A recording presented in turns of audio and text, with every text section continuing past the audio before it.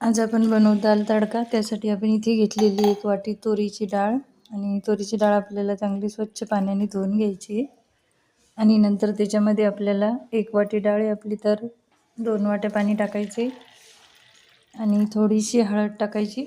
चांगलं मिक्स करून घ्यायचे आणि नंतर ही डाळ आपल्याला कुकरमध्ये 3 शिट्ट्या करून शिजवून घ्यायची. हेल्दी फूड यूट्यूब चॅनलमध्ये तुमचं स्वागत आहे. व्हिडिओला लाईक करा आणि चॅनलला सबस्क्राईब करा. आता आपली 10 मिनिटानंतर डाळ शिजलेली. आता तडका देऊन घेऊ.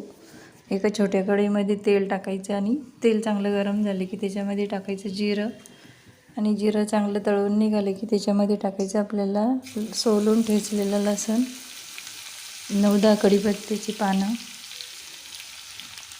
आणि 4-5 लाल वाळलेली मिरची टाकायची आणि मिरची चांगली आपल्याला लाल होईपर्यंत तळून घ्यायची.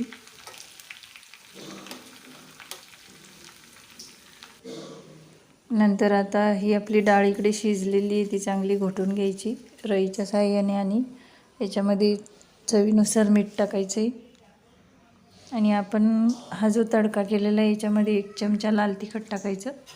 चांगलं मिक्स करून घ्यायचं आणि नंतर हा तडका आपल्याला या डाळीमध्ये टाकायचा आहे. अशा प्रकारे आपली डाळ तडका तयार झालेली आहे.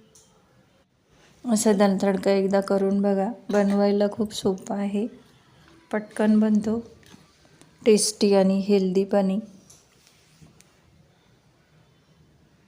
खूप जास्त काही मटेरियल याच्यामध्ये टाकायचं काम नाही पडत. आता ही डाळ एका वाटीमध्ये काढून घेऊ.